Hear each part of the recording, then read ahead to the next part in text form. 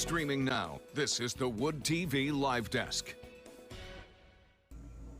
And good afternoon, everyone. Phil Penarski here with the Wood TV Live Desk. Hope you're having a fantastic start to your day already. Cultivate, the art organization located right here in Grand Rapids, is getting ready to release their annual holiday guide, which will actually help local artists in the area be able to sell their work at a much easier pace. And joining us today once again on the Live Desk to discuss this incredible initiative is Mallory Shotwell. She is the director over at Cultivate. Mallory, it's so good to see you again.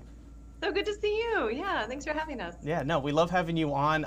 Obviously, we've had you on in the past talking about a lot of other things that Cultivate is doing. This guide in itself is pretty unique, I think. So you guys are welcoming a bunch of artists, or already have started making this guide for this holiday season for people to kind of sort through and really just take a look at a bunch of the local art that's being offered, and just in time for Art Prize too.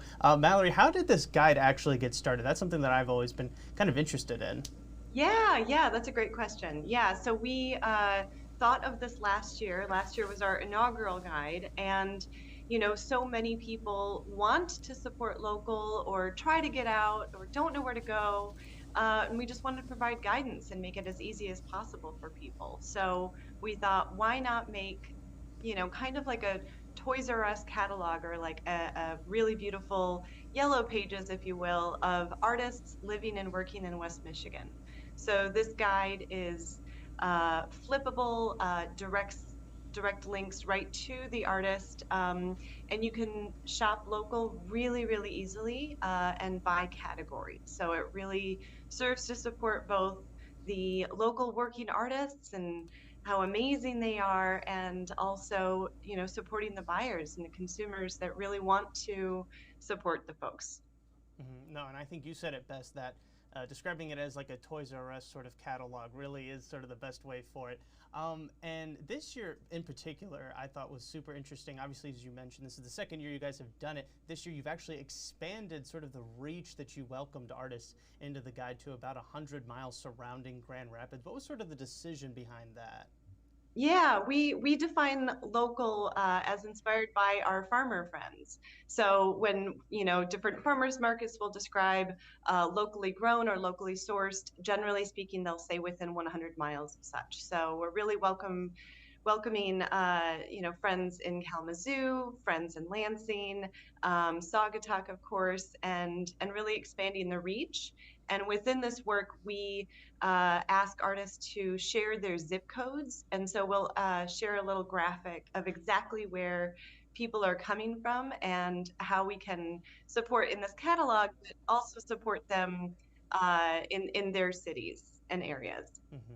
And in these guides, there's going to be a lot of different artists in there, a lot of different mediums. What are some of the things that people that are interested in probably, maybe buying something from these guides, or really just checking out some of the local art? What are some of the things that they can kind of expect? It's not just going to be, your traditional canvas paintings or your oil paintings or anything like that.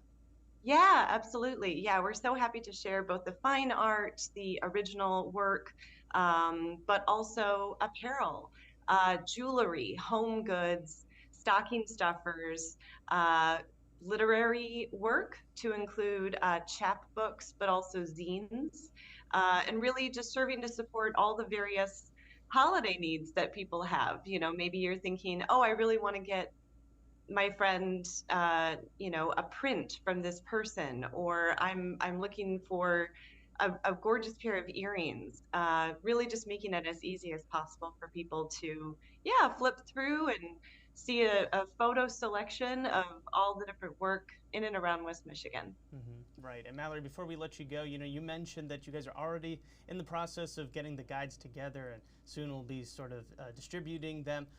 Do you maybe have a time frame that you could provide with us of when that might be done, and really where would be the best places for people to check out if they're interested in picking up one of these guides?